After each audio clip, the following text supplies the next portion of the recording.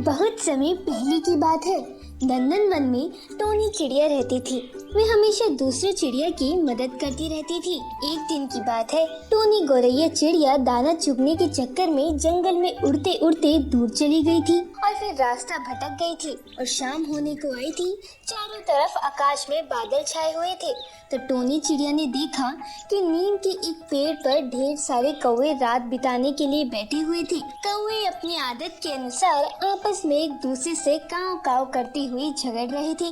Tony चिड़िया ने सोचा, रात होने वाली है और मैं रास्ते से भटक गई हूँ, तो आज रात मैं इसी पेड़ पर अपना गुजारा कर लेती हूँ। उसके बाद टोनी चिड़िया ने रात बिताने के लिए नीम के पेड़ पर एक डाल पर बैठ गई। टोनी को डाल पर बैठे देख सभी कौवे उसकी ओर देखने लगे। बेचारी टोनी सहम गई और डरती हुई कौवे से बोली, रात बहुत हो गई है और अंधेरा भी गहरा है। आसमान में बादल छाए हुए हैं और किसी भी समय बारिश हो सकती है। मैं अपना ठिकाना भूल गई हूँ। आज रात भर मुझे भी इस पेड़ की डाल के कोने में रात बिता लेने दो। तो वे भला ये बात कहाँ मानने वाले थे। उन्होंने कहा, यह नहीं हो सकता, ये हमारा पेड़ है, तुम इस पेड़ पर नहीं रह सकती, भागो यहाँ से। बेचारी टोनी दुखी व निराश मन से वहाँ से उड़ गई और रात गुजारने के लिए दूसरा पेड़ ढूंढने लगी। बहुत अंधेरा था, परंतु बहुत ढूंढने पर थोड़ी दूर तक उड़ते उड़ते उसे एक आम का पेड़ दिखाई दिया, जिसे देखकर उसके मन में एक आशा की किरण जागी और उसने राहत की सांस ली और सोचने लगी, शायद इस पेड़ पर आने का कुछ इंतजाम हो जाए। उसके बाद वे आम के पेड़ के पास गई तो उसने देखा उस पेड़ पर चिड़ियों का बसेरा था। टोनी के मन में आस जागी, परंतु टोनी को डाल पर देखकर सभी चिड़ियों में हलचल बढ़ गई और सभी उसे देखने लगी।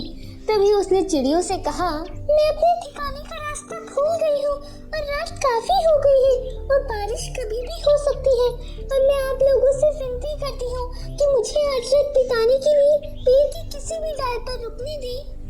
सभी चिड़ियों ने कुछ देर आपस में विचार विमर्श करने के बाद उसमें से एक तोते चिड़िया ने कहा, तुम एक रात के लिए इस पेड़ की डाल पर रुक सकती हो, लेकिन एक शर्त है, कोई भी चिड़िया तुम्हें अपने घोंसले में नहीं रखेगी और न ही हमारी तरफ से तुम्हें कोई मदद मिलेगी। अगर तुम रहना चाहती हो तो रह सकती हो।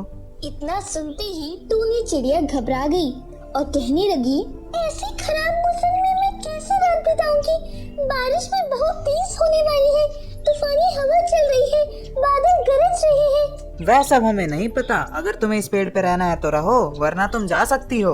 तूफानी हवा चल रही थी, बादल गरज रहे थे, जल्द ही बारिश होने की संभावना थी। चिड़ियों ने पहले ही मदद के लिए इनकार कर दिया था। टोनी बहुत घबरा गई और सोचने लगी, अब क्या करूं मैं, कैसे करूं? क्योंकि मौजूदा परिस्थिति में मैं शायद सुबह तक जीवित ही न रह पाऊं। टोनी के पास दो ही रास्ते थे। पहला, वो सुबह तक पढ़ने का इंतजार करे या दूसरा, वो इस विकट परिस्थिति में घोंसला बनाने की कोशिश करे। टोनी ने दूसरा रास्ता चुनते हुए अपने डर पर काबू किया।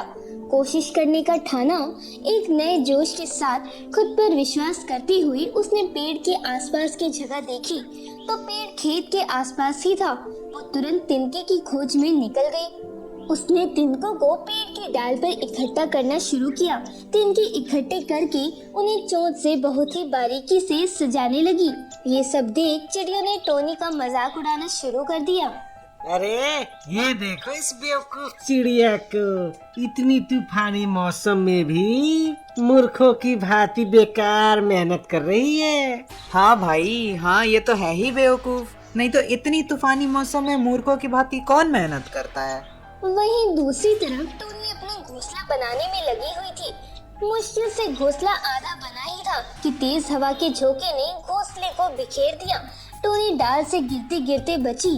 टोनी का बुरा हाल देख सभी चिड़िया टोनी का उपहास करने लगे और कहने लगे, अरे वो छोटी चिड़िया क्यों इतना फालतू में मेहनत कर रही हो? चुपचाप पेड़ की डाल पर बैठ क्यों नहीं जाती हो? आसमान में जोरों से बिजली कड़क रही थी। तूफानी हवा तेज हो रही थी। हल्की हल्की बारिश शुरू हो गई। मौसम में ठंड बढ़ गई थी। सभी चिड़िया अपने घोंसले में चली गई, ये सोचते हुए कि टोनी अब सुबह तक जीवित नहीं रह पाएगी। टोनी भीग गई थी। पहले के निष्फल प्रयासों के कारण बहुत थक गई थी। परंतु उसने अभी तक हार नहीं मानी थी और वह सोचने लगी, नहीं, मैं हार नहीं मानूंगी, मैं फिर से घोंसला बनाऊंगी। उसने खुद पर भरोसा करते हुए फिर से घोंसला बनाना शुरू किया और एक एक करके सभी तिनकों को सजाया और तब जाकर बड़ी मुश्किलों के बाद उसका घोंसला तैयार था। वो बहुत सराहनीय कारीगरी नहीं थी उसकी, पर आज रात बिताने के लिए उपयुक्त थी। घोंसला बनते ही टोनी के चेहरे पर एक गजब सी मुस्कान आई और वह खुशी खुशी कहने लगी, मैंने कर दिखाया। टोनी के चेहरे पर एक अलग ही खुशी थी क्योंकि उसकी मेहनत रंग लाई, उसके विश्वास की जीत हुई और राहत की सांस लेते हुए टोनी अपनी मेहनत के आशियाने में रात भर आराम करती है। घोंसले में रहने के कारण वो अब पूर्ण तरह से स्वस्थ थी।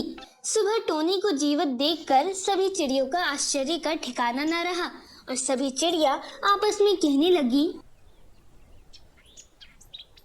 इतनी भयानक आंधी तूफान और बारिश में बच कैसे गई? हाँ भाई, तुम सही कह रहे हो। ये तो बड़ी भयंकर आश्चर्य हो रहा है। सारे पक्षियों, चलो उसके पास चलकर देखते हैं कि वो बच कैसे गई। उसके बाद सारे चिड़िया टोनी चिड़िया के पास जाते हैं तो देखते हैं कि टोनी चिड़िया अपने घोंसले में आराम कर रही थी और वे बिल्कुल स्वस्थ थी। जो चिड़िया रात को उसका मजाक उड़ा रही थी वो ही सब उसके सच्चे विश्वास, सच्ची मेहनत, बहादुरी के आगे नतमस्तक थी। हमें माफ कर देना बहन, आज तक हमने इतनी मेहनती चिड़िया नहीं देखी। काश हम लोग तुमको पहले पहचान पाते। हमें भी माफ कर दो बहन, हमें अपनी गलती का एहसास हो गया है कि हमें किसी का मजाक नहीं उड़ाना चाहिए।